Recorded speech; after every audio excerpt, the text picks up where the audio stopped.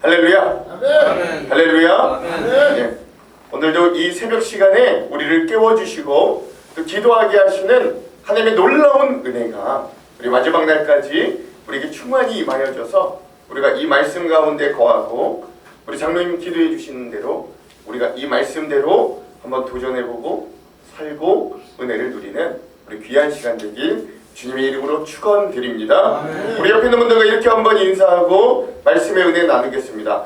우리에게도 그들에게도 여전히 예수님이 필요합니다. 시작. 우리에게도 여전히 예수님이 필요하십니다. 아멘. 제가 이 매번 특별 새벽 기도의 마지막 날 말씀드리지만 특별 새벽 기도에는 정말로 특별합니다. 그렇죠? 그래서 평소에 잘 일어나지 못했던 이 새벽 시간에 우리가 일어나서 이 특별히 한 주간 또 피곤한 것도 특별 새벽 기도의 기간 특징입니다. 또 평소에 이렇게 뜨겁게 기도하지 못했는데 합심해서 뜨거운 기도의 자리를 나옴으로 우리의 어떤 영성에 다시금 불이 붙는 이 느낌을 받는 것도 특별 새벽 기도이기 때문에 그렇습니다.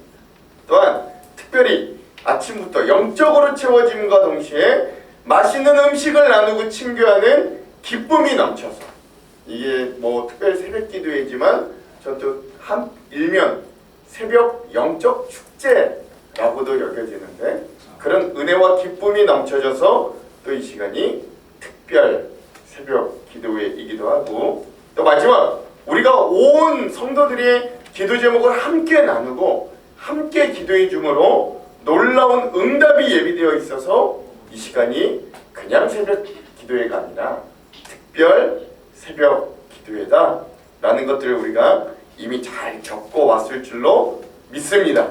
이 특별한 은혜를 우리가 마지막까지 누리면서 승리하시기를 또한 주님의 이름으로 축원드립니다. 아멘. 우리 다시 한번 인사합시다. 마지막까지 새벽을 깨운 당신이 진정한 승리자입니다. 시작.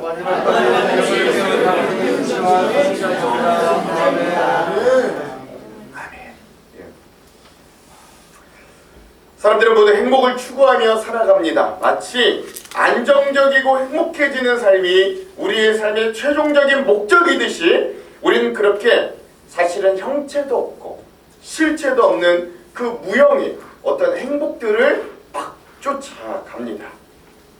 근데 그런 우리의 인생을 살아가다 보면 한 가지 큰 착각에 빠지는 게 있는데 그건 바로 그 행복이 우리가 쫓고 있는 그 행복이 세상에서 우리에게 보여주는 것들이 채워지면 비로소 우리가 그 행복을 얻을 수 있겠다라고 여겨지는 착각들입니다. 그것들 크게 네 가지로 분리하면 그런데요. 우리 이것들 채워지면 행복할 수 있겠다 여겨집니다. 보통 돈, 재물, 명예, 권력, 그리고 쾌락 이런 것들이 채워지면 우리 보통 행복해질 수 있겠다라고 여기죠. 그러나 우리가 인생을 살면서 행복의 필수 조건이라고 여겼던 이 네 가지 것들을 행운스럽게도 어떻게 한두 가지 소유하게 된 사람들을 만나게 될 때 우리는 그들이 행복하게 겉으로는 보일 수 있으나 생각보다 그걸 소유하게 되었음에도 그들이 그렇게 행복하게 보이지 않는 모습도 종종 보게 됩니다. 특별히 젊은 나이부터 목회를 해왔던 저는 의도하지 않게 저에게 다가왔던 수많은 성도들을 상대하면서 그 많은 사람들 중에 몇몇은 돈과 명예와 권력과 때론 쾌락을 소유하였던 사람들을 많이 만나볼 수 있었는데 생각보다 그들의 삶이 그것을 가지기 위해 그토록 애쓰고 힘쓰는 사람들과 그렇게 크게 다르게 행복해 보이지는 않았습니다. 그들도 그들 나름대로의 또 다른 문제와 삶의 질고로 여전히 행복을 쫓고 있는 모습들을 발견하게 되는 거예요. 때로 우리 인간은 겉으로 보기에는 주변인들 모두가 부러워할 만한 모든 조건을 다 소유했다 할지라도 스스로 그 욕망의 크기가 너무 커서 오히려 더 불행한 인생을 살기도 하는 어리석은 존재입니다. 이런 것들로 채우려고 채워도 도저히 채워지지 않는 인생들임을 우리가 좀 기억할 수 있어야 되는 거죠. 여러분 그런 모습들이요 성경에서도 여실히 우리들에게 보여줍니다. 열왕기서에 나타난 우리 아람이라고 그래도 꽤 건장한 중진국이었던 이 아람의 나라의 대장수 나아만은 큰 권력과 명예를 이 세상에 살면서 쥐었던 사람이에요. 엘리야 시절 근동 지방의 굉장한 실력자였습니다. 그의 말 한마디면 날아가는 새도 떨어뜨리는 자였어요. 즉 누구나 부러워하는 권력과 명예를 다 거머쥔 인생이 나아만의 인생이었는데, 그러나 하나님은 그의 몸에 나병을 주심으로 그가 권력과 명예를 가지고도 구원을 찾아가도록 만드시는 거예요. 신약 성경의 삭개오는 어떻습니까? 그는 무엇보다 돈을 거머쥔 인생이었습니다. 그렇죠? 아마도 그의 인생에 돈만이 자기를 보호하고 돈만이 자기를 구원할 수 있다는 확신과 믿음이 있었으므로 그는 동족의 피를 빨아서라도 돈을 착복하고 쌓아두었을 겁니다. 그럼에도 그는 무엇이 그렇게 고파가지고 나무 위에 올라가 예수를 찾게 되었을까요? 사마리아 수가성 우물가에 사랑하는 남자를 6번이나 갈아치운 애정과 쾌락에 목마른 한 여인이 있었습니다. 그녀는 아무리 그걸 쫓아 살았지만 쾌락을 쫓으면 쫓을수록 이성의 애정을 간구하면 갈구할수록 그녀에게 남는 건 극심한 갈증뿐이었던 거예요.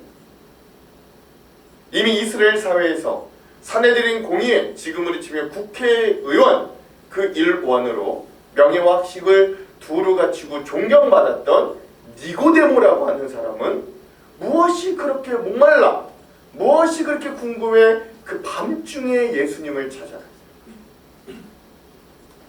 그러므로 성경은 한결같이 이 사람들의 모습을 통해 우리들에게 이렇게 말하는 거예요. 사람이란, 이 영혼을 가진 존재는 떡으로만 살 것이 아니라 하나님의 입에서 나오는 무엇으로? 무엇으로? 말씀으로 살아야, 그 말씀이 의미가 우리에게 채워져야 우리가 진짜 살아가는구나, 우리가 그냥 생존하는 게 아니라 생활하고 살아갈 수 있구나 라는 것들을 우리에게 알려줍니다. 위에서 언급했던 이 성경의 인물들은 모두 바보들이 아니었어요. 오히려 그들의 인생 중에 어떤 한 분야에서는 통달했거나 어떤 것들을 이루었거나 어떤 것들을 소유했던, 그래서 우리가 그토록 그렇게 따라가고 싶은, 뭔가를 얻어내고 싶었던, 그 자리에 한번 가고 싶었던 자리에 이미 가봤던 사람들이라는. 그러나 그들에게는 한 가지 공통적인 질문이 있었어요. 그게 뭐냐? 한번 같이 읽어볼까요? 시작. 내가 어떻게 해야 구원을 얻을 수 있겠습니까? 다시 한번 시작. 내가 어떻게 해야 구원을 얻을 수 있겠습니까? 이들에게는 이 공통적인 질문이 여전히 존재했다는 거예요. 돈을 가져도, 큰 명예를 가져도, 내가 지나가는 새를 떨어뜨릴 만한 권력이 있어도, 내가 세상 사람들 다 부럽지 않을 어떤 즐거움과 쾌락을 마시고 먹고 또 먹어도 이들에게는 여전히 해결되지 않은 하나의 문제, 내가 어떻게 해야 구원을 얻을 수 있겠습니까? 라고 하는 질문이 있어요. 근데 놀라운 건 2000년이 지난 지금도 우리 그리스도인 주변엔 여전히 이렇게 구원에 대해 궁금해하고 진리를 찾는 이들이 많다. 좀 더 세상적으로 말하면 삶의 의미가 무엇인지 여전히 궁금해요. 내가 더 이상 이렇게 살아서는 안 될 것 같다는 근본적인 질문을 하고 있는 사람이 생각보다 우리 주변에 너무나도 많다는 거예요. 오늘 우리가 이러한 주제의식을 가지고 우리 마지막 날 함께 이 본문을 통해서 우리 좀 은혜들을 좀 나눴으면 좋겠는데, 우리 첫 번째 우리가 함께 좀 나눌 주제는 뭐냐면, 구원을 갈망하는 이들을 찾아가서 그들의 질문을 한번 들어보는 용기가 있어요. 다시, 구원을 갈망하는 이들을 우리가 어떻게 해야 되냐면 찾아가요. 찾아가서 그들에게 뭘 들어야 되냐면 그들에게 질문을 들을 수 있는 용기가 좀 있어야 되는 거예요.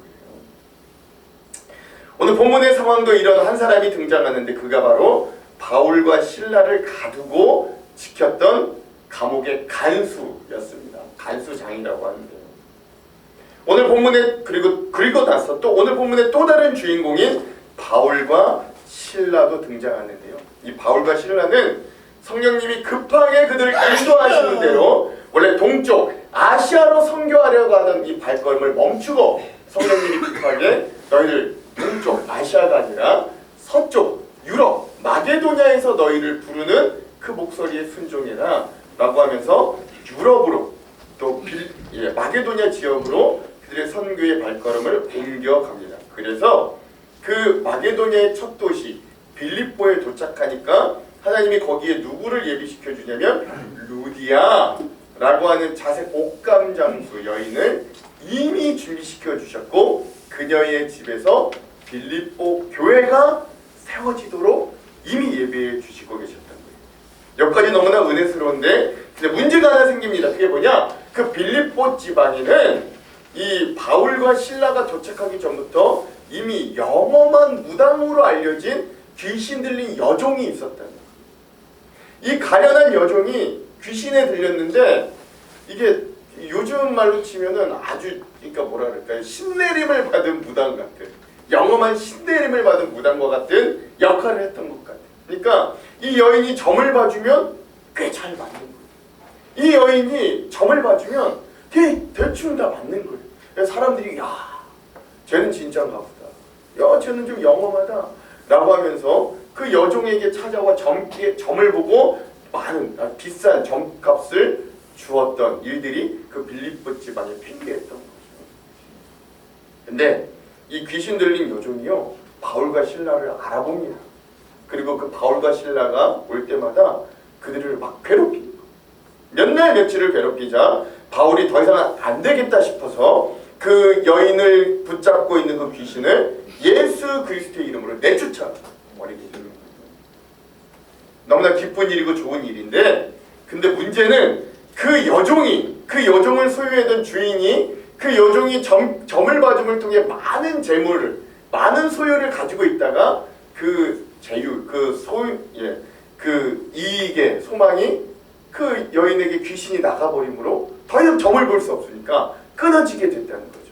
이에 이제 막 이 주인이 분개하여 바울과 신라를 고발하는 겁니다.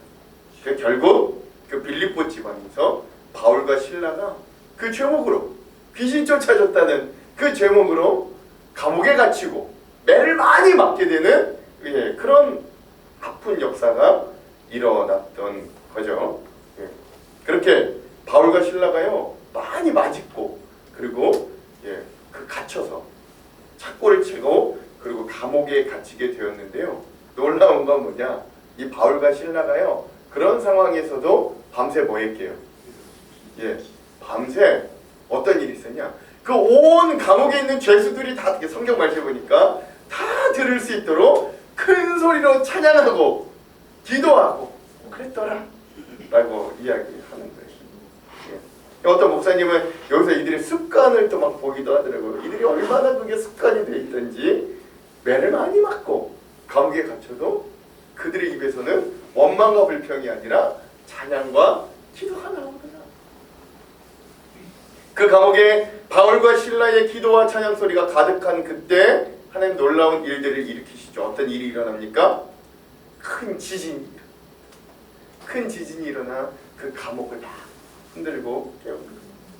감옥의 문들이 다 열리고요. 거기에 있는 죄인들이 차고 있던 창고가 다 풀려지게 됩니다. 이제 바울과 신라가 탈출하면 될 것 같은데 문제가 하나 생기죠. 거기에 그 감옥을 지키고 있던 간수장이 놀라서 막 와보니까 이미 감옥문들이 다 열려져 있는 것입니다. 여러분 이 당시에 로마법은 어떤 법이 있었냐면 감옥을 지키는 간수가 그 감옥에 갇혀있는 죄수를 놓치면 그 죄인의 죄값을 이 간수가 다 져야 되는 거예요. 그 정도로 책임이 엄중했는데 보니까 감옥문이 다 열려있고 이런 상황이니까 이 간수가 좌절을 한 거죠. 야, 내가 이걸 어떻게 다 책임지? 야, 내가 이걸 감당할 수 있겠냐? 그래서 이 좌절한 간수가 어떻게 하느냐? 칼을 빼내어 자기가 스스로 자결하려고 시도를 했던 거죠. 그때 그 모습을 봤던 바울과 신라가 큰 소리를 내서 그의 자결을 멈추게 만드는 거죠. 야, 내 몸을 상하게 하지 말아라. 우리 갇혀있던 자들이 다 여기에 있다. 바울과 실라가 그들의 모습을 그의 자결을 멈추게 하는 것. 놀라운 건 이 바울이 말한 것처럼 이 지진 가운데 막 감옥 문이 열리니까 얼마나 무서웠겠어요. 이 죄인들도, 갇혀있던 죄인들도 풀려날 수 있지만 무서우니까 그들이 우왕좌왕하면서 이 바울과 실라의 이 지도에 따라서 그들과 함께 있었다는 거예요. 그 범죄자들. 그 모습들을 통해 간수를 안심시키고 그 목숨을 구하는 거죠. 그리고 비로소 간수는 이 모든 상황이 정리되고 등불을 들고 바울과 실라 앞에 비로소 엎드리게 되는 겁니다. 그리고 그 간수가요, 이 바울과 실라 앞에 이렇게 이야기해요. 우리 그 질문 한번 읽어봅시다. 30절이에요. 함께 읽겠습니다. 시작. 그들을 데리고 나가야 돼. 생대로 내가 어떻게 하랴 구원을 받기 구하거늘. 아멘. 선생님들이요, 내가 어떻게 하여야 구원을 받으리까? 사랑하는 성도 여러분, 오늘 이 본문의 상황은 참으로 놀라운 일들의 연속이라 사실 우리 현실의 부분과는 잘 안 와닿을 수 있습니다. 그러나 근데 여러분, 우리가 꼭 그렇게만 생각하지 말고 한편 한번 뒤집어 생각해보면 사실 우리의 삶에서 우리가 이렇게 믿음을 가지게 된 것도 사실은 이성적이고 현실적이지만은 않다라는 것 알 수 있어요. 한번 생각해볼까요? 오늘 본문의 상황과 같이 우리의 인생에도 우리가 예측하지 못한 원치도 않은 엄청난 지진과 같은 삶의 문제가 우리를 막 흔들어대는 것들을 종종 경험하는데 이게 어찌나 우리의 이성으로만 머리로만 이해할 수 있는 일이라고 우리가 여기며 살아갈 수 있겠습니까? 귀신 들린 여종에게 귀신이 쫓아졌을 때 그 주인의 수익의 소망이 끊어졌던 것처럼 우리도 종종 세상적인 삶에서 수익의 소망이 끊어진 것 같은 상황이 다가올 때 우리 어떻게 다 이해할 수 있는 상황이라고 이야기할 수 있겠어요. 오늘 말씀의 간수와 같이 마지막 이제 모든 것들이 다 끝났다고 더 이상 살 소망이 없다. 없다. 오히려 사는 것이 죽는 것보다 더 지옥이다 느껴질 만큼 가장 절망 끝에 있을 때가 우리 인생에 종종 다가올 때가 있는데 어떻게 그런 인생이 우리가 합리적이다, 이성적이다, 상식적이다 라고 말할 수 있겠냐. 그럼에도 우리가 이렇게 살아있고 여전히 소망을 품고 여전히 믿음 가운데 거하는 삶을 살아. 여러분, 사실 이 시간 우리가 원래대로라면 단잠을 쿨쿨 자야 되는 이 새벽 시간에 이렇게 나와 말씀을 듣고 부르짖어 기도하는 우리의 모습은 또 얼마나 비상식적이고 비현실적입니까? 그런 거잖아요. 그러면 여전히 우리의 삶은 이해되지 않는 것들 투성이고 생각보다 비현실적이고 비이성적인 부분들이 너무나도 많은 거예요. 근데 그때 그러한 삶의 한가운데 삶에 대해 회의하고 무엇인가 다른 돌파구를 찾는 자들이 있다면 그들에게 바울과 실라와 같은 용기를 가지고 그런 그들에게 다가가는 용기가 있어야 됩니다. 내 몸 상하게 하는 거 멈춰라. 우리가 여기 있다. 너 절망하는 거 멈춰라. 내가 가볼게. 라고 하는 그 용기가 오늘 우리들에게 있기를 주님의 이름으로 축원드립니다. 세상적인 성공이 인간의 영혼을 공허하게 채워주지 못한다는 것, 진짜 행복이라는 건 예수 그리스도 안에만 얻어진다는 것, 여러분 우리가 다시 한번 기억할 수 있어야 되는 거예요.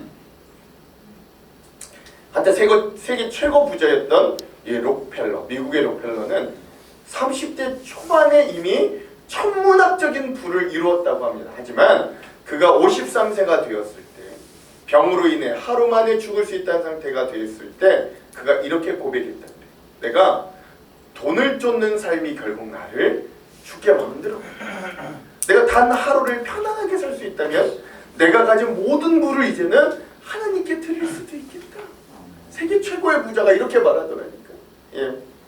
그리고 결국 그는 병상에서 진짜 예수님을 받아들여 회개하고 그의 남은 생은 나눔과 선교에 헌신하는 삶이 되었고 그 후에 건강이 회복되고 그가 98세까지 살면서 복음적인 부자의 삶을 살았던 그런 일들이 있다 그래요. 즉 하나님이 주신 평안은 돈으로 살 수 없는 참된 생명의 기쁨이 있다라는 걸 알려주는 거죠.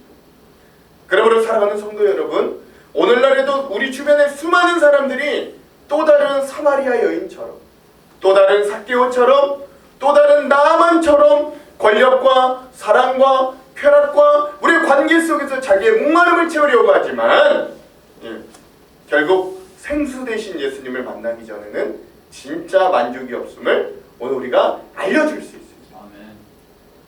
그렇게 구원을 갈구하는 이들을 찾아가 그들의 인생의 질고를 들어주고 그렇게 그들에게 터져나오는 질문들을 들을 수 있는 우리 모두가 되시기를 먼저 주님의 이름으로 축원드립니다. 우리 옆에 있는 분들과 이렇게 한번 인사합시다. 용기를 가지고 찾는 이들을 찾아갑시다. 시작. 용기를 가지고 찾는 찾아갑시다. 두 번째, 그러므로 우리는 그들이 이제 우리에게 질문을 할 때 그 질문에 대답할 말을 준비할 수 있어야 됩니다. 오늘 본문의 상황에서 이 간수가 바울과 실라 앞에 무릎을 꿇고 엎드리기까지 한 이유와 이 간수가 바울과 실라에게 내가 어떻게 해야 구원을 받을 수 있겠습니까? 라고 질문할 수밖에 없었던 이유를 학자들은 한 세 가지로 꼽더라고요. 이런 의미들이 있습니다. 첫 번째, 그가 그렇게까지 할 수 있었던 것, 이 바울과 실라가 엄청난 매질을 당했음에도 이 바울과 실라가 밤새도록 온 죄수들이 다 듣도록 기도하고 찬양하는 모습이 이 간수장의 마음에 각인이 됐던 거예요. 야, 이들 다르다. 이들은 좀 뭔가 다르다. 둘째, 바울이 감옥에 갇힌 이유도 다른 잡범들과 같이 그가 범죄를 저질러서가 아니라 이미 그 동네에 용하기로 유명한 귀신을 쫓아내는, 그래서 그보다도 더 영험하고 더 능력이 있는 바울의 소문을 이들이 익히 들어 알고 있었다.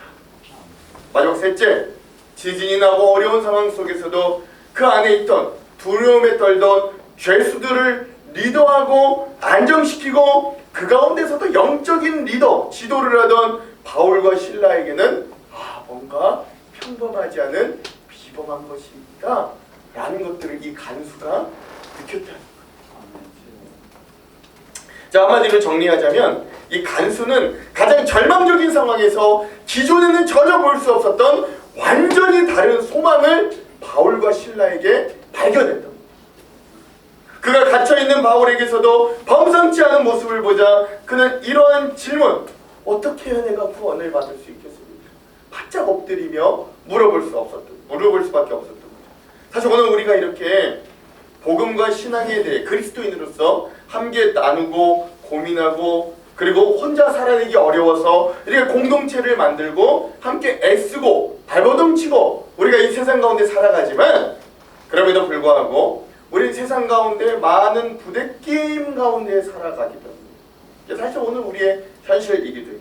특별히 예수 그리스도를 더 잘 따라가고 닮아가려고 하면 할수록 우리는 더욱더 세상의 부대끼임에 많이 노출되기도 합니다. 그게 뭐 가정의 문제든 경제적인 문제든 건강의 문제든 또는 관계의 문제이든 간에 오늘 우리가 주님을 믿으면 세상과는 더 부대끼임이 많아진다. 그럼에도 불구하고 우리가 하나님을 믿음으로 이 삶을 살아내다 보면 또한 이런 수많은 부대끼임 가운데서도 문제 가운데서도 세상 사람들이 결코 느낄 수 없는 축복과 은혜를 그 가운데 발견하기도 합니다. 예를 들어 하나님이 주시는 이 믿는 자들만의 어떤 놀랍고 특별한 평안함이라든가, 그렇죠? 원래 이제 두려워서 그냥 막 떨고 있어야 되는데 믿는 자는 그 이상한 평안함이 있어요. 주님이 그래도 해결해 주시겠지. 하나님이 그래도 나를 도와주시겠지. 그 요상한 평안함이 우리 믿는 자들에게 있다고. 이 평안함을 누려본 분들만 아시는데 상황 환경이 결코 좋지 않음에도 하나님이 주시는 그 우리의 놀라운 그 모든 것들을 덮어버리는 놀라운 평안함이 있어요. 그게 또 그 평안함이 있으면 결국 해결되더라도 하나님이 해결시켜 주시더라고요. 또는 우리의 삶의 목적이다 느끼는 행복감이 있습니다. 보이지 않아도 하나님께서 나의 인생을 이끌어 가신다는 기쁜 신뢰감이 있어요. 우리가 내려놓으면서 오는 신비한 자유함이 있습니다. 세상 사람들에게는 없는 그런 모습들이 우리들에게는 있어요. 성경에도 그런 특별한 상황 보이죠? 초대교회 성도들이 세상의 물결을 거슬러 자기의 모든 소유를 공유하고 나누는 모습을 통해 주변 사람들에게 칭송받고 그 공동체가 흥왕한다든가, 또는 스데반 집사가 돌에 맞아 죽는 순간까지 천국을 보며 웃는 모습으로 순교하는 모습들을 보여준다. 그런 모습을 봤던 사울이 다메섹으로 가면서 그 마음에, 물론 성경에 직접적으로 나오지 않지만 아마 만학제도 도전받았을 거예요. 어떻게 그리스도인들은 그렇게까지 하는가? 어떻게 돌에 맞아 죽으면서도 그렇게 웃을 수 있는가? 그 마음에 질문이 막 있었대요. 그러다가 예수님을 다메섹에서 만나게 돼요. 그래서 우리는 이 어렵고 협착하지만 이 좁은 길의 복음을 누리고 하나님을 믿으며 그렇게 살아낼 수 있고 그렇게 살아갑니다. 오늘 우리가 이러한 정체성과 은혜와 축복을 누리는 자들로 살아가고 있음을 저는 믿습니다. 그렇죠? 오늘 우리가 세상의 방법과 풍요가 아니라 이 진리가, 복음이 우리를 이끄는 진짜 자유함을 누리고 그 하나님과의 관계 가운데서 진짜 영혼의 만족과 채워짐을 우리는 누리는 사람들인 거예요. 그래 우리의 자신의 부족함을 기꺼이 받아들일 수 있는 자유함과 여유를 가지게 되고 우리는 건강한 자아를 소유하게 됩니다. 그런 자들이 모인 공동체 내에서 살아가는 법을 배워가고 서로 용납하고 용서하고 하나님 나라의 공동체의 일원으로 살아갑니다. 그리고 그 안에서 받은 사랑과 힘을 바탕으로 우리가 세상에 나가 하나님의 나라를 적극적으로 침노하며 살아갑니다. 그래서 우리는 깨지고 비틀리고 이 병든 세상 가운데서도 그 세상을 하나님이 처음 만드신 그 모습 그대로 회복하고 세우는 역할을 하는 거예요. 그게 돈이 많든 적든 지식이 많든 적든 그게 뭐 남자든 여자든 나이가 많든 적든 다 상관없이 우리가 정말 그리스도인이라 예수를 만나면 그런 삶의 모습이 보여지는 거예요. 그래서 우리는 하나님의 말씀에 사로잡혀 진리의 견인이 되는 인생, 내 자신을 건강하게 용인하고 인정할 수 있는 여유와 자유함을 가지는 사람, 그런 사람들로 변화될 때, 그때, 그리고 우리 이미 그렇게 변화됐는데 그때 우리에게는 세상 사람들에게 찾아볼 수 없는 또 다른 매력이, 그 매력이, 오늘 간수가 바울과 실라에게서 그 매력을, 그 특별함을 발견했듯 우리 주변 사람들도 우리에게 그런 매력을 발견하게 되는 것이죠. 그리고 그때 우리에게 그런 다른 소망이 발견될 때 그들이 분명히 우리에게 찾아와서 질문한다. 이 불안한 시대가 돈을, 명예를, 권력을, 쾌락을 아무리 소유해도 더 채워지지 않는, 만족되지 않는 이 세상 가운데 다른 소망을 보여주는 우리에게 그들이 와서 질문을 해요. 그럼 그때 우리가 어떻게 해야 되는가? 그때 베드로 사도는 우리에게 이렇게 이야기합니다. 베드로전서 3장 15절 한번 읽어볼게요. 시작.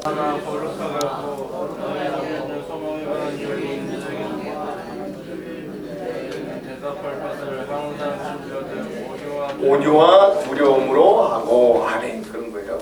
즉 세상 사람들이 우리를 보고 저 사람은 뭐가 다르지라고 묻게 되는 삶을 살라는 거. 세상은 지금도 묻습니다. 야, 왜 저 사람은, 저 그리스도인은, 저 믿는 자는 병상에서도 저렇게 감사할 수 있지? 왜 저 사람은 저렇게 실패하면서도 찬양할 수 있지? 저 사람은 왜 저렇게 힘들고 어려운 상황에서도 이상하게 평안하지? 그때 우리가 보여줘야 할 대답은 우리 삶으로 드러나는 그리스도에 대한 소망, 다른 소망임을 여러분 기억하시고, 그리고 그들이 그렇게 질문해요. 그들이 그렇게 우리에게 물어볼 때 그러한 소망을 이렇게 말로 고백하기를 간절히 소망합니다. 그 간수에게 바울과 실라가 했던 말이에요. 한번 같이 우리 초록색 부분만 한번 읽어볼게요. 시작. 주 예수를 믿으라. 그리하면 너와 내 집이 구원을 받으리라. 다시 한번 시작. 주 예수를 믿으라. 그리하면 너와 내 집이 구원을 받으리라. 그러면 셋째, 결국 주님은 그런 전하는 우리를 통해 기쁨이 넘치게 하실 거예요. 복음은 절망하는 사람에게 생명을 붙잡게 하는 소망이 되는 거예요. 죽음의 물턱의 선자를 살리는 게 전도의 본질이기 때문에 그렇습니다. 그러므로 이 전도의 포인트는 우리가 살아도 되는 이유를 알려주는 소식. 그러므로 전도는 죽지 말아라, 살아라는 하나님의 외침을 전하는 일들입니다. 그러므로 우리는 설명보다는 우리의 삶에서 나오는 행동과 선포로 전할 수 있어요. 주 예수를 믿으라. 그리하면 너와 내 집이 구원을 받으리라. 이건 권면이 아닙니다. 선포예요. 권면이 아니에요. 선포. 우리의 복음이 설명이 아니라 이런 확신과 선포가 되려면 이미 우리가 그걸 실제로 경험하고 체득하고 있어야 된다는 전제 조건이 붙는 거예요. 그러므로 우린 때론 미련해 보이더라도 내가 경험한 주님을 담대히 선포하며 그분의 능력을 전하는 걸 주저하지 않을 수 있어요. 드디어 오늘 우리는 마지막 시간, 마지막 주제로 이번 특별 새벽 기도회인 주제 말씀을 함께 읽게 되었는데요. 오늘 본문인 34절 한번 우리 한번 읽어볼게요. 34절 읽겠습니다. 시작. 그들을 데리고 자기 집에 올라가서 음식을 저주고 그와 집안이 나누어 믿음으로 크게 기뻐하니라. 아멘. 그런 거죠. 여러분 그 첫째 날 그 전정재 목사님도 말씀하셨는데 원래는 일반적으로는 이렇게 주제 말씀할 때 유명한 31절 말씀을 주제로 삼아요. 그렇죠? 주 예수를 믿으라. 그리하면 너와 내 집이 구원을 얻으리라. 근데 왜 저는 이상하게 이렇게 34절을 이 34절을 주제 말씀으로 정했을까? 그렇죠? 여러분 우리가 전할 복음은 얼마나 힘이 있고 능력이 있든지 가서 한 사람의 구원이 거기서 멈추지 않고 그 사람을 통해 그 가정이 전체로 변화되는 것들로 이어지는 거예요. 즉 복음은 그저 한 사람을 영적으로만 변화시키는 게 아니라 그가 하나님과 관계를 회복함으로 그의 주변 사람들과의 관계도 회복시키고 그의 가정도 새롭게 하는 것. 오늘 우리 교회에 이런 놀라운 변화가 발견되고 목도되어서 우리가 지금 방금 읽은 이 말씀처럼 우리 안에 기쁨이 크게 충만하게 되기를 전 주님의 이름으로 축원드립니다. 그 마음으로 주제 정하고 그 마음으로 우리 제가 이 시간들을 기도를 준비해요. 저는 그 기쁨이 우리 교회에게도 충만하기를 바라면서 한 달 전부터 전도 한 달 설교와 이번 특별 새벽 기도회를 준비하고 애타는 마음으로 함께 했던 거예요. 이제 정말 우리가 나가서 전하고 데려오는 일들만 남았습니다. 정말 간절히 바라기는 복음 앞에서 영혼이 깨어지는 순간 곧 사람이 자기 한계를 깨닫고 하나님을 향해 구원의 갈망을 터뜨리는 그 장면을 우리 공동체가 함께 보고 큰 은혜를 누리게 되기를 저는 간절히 소망합니다. 예. 나 한 사람의 전함이 한 가족의 복음으로 확장되더라.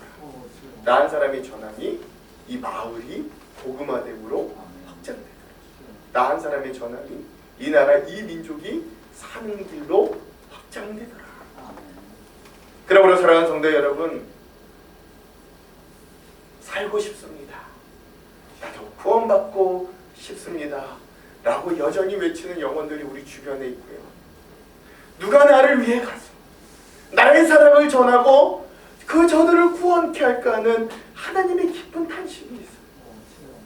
그런 게 있다면 이제 우리가 그 영혼들과 그 하나님의 중간에 서서 구원의 길을 찾는 그들에게 그 영혼을 찾으시는 하나님을 소개하고 그 자리로 그들을 데려오는 그 중간 다리의 역할을 오늘 우리가 하기를 정말 주님의 이름으로 축원드립니다.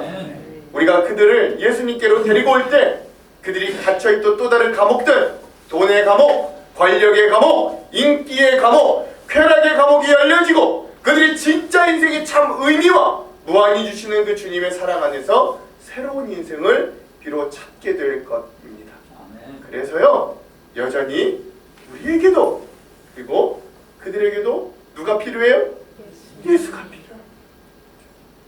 이제 얼마 남지 않은 시간 우리가 품었던 그 사람들을 품고 복음을 들고 사랑을 들고 주님이 필요한 그들에게 담대히 찾아가 생명을 선포하고 살리는 귀한 열매를 경험하는 우리 공동체가 되기를, 그런 우리 하안장로교회, 그런 우리의 믿음의 생활이 되기를 주님의 이름으로 축원합니다. 축원합니다.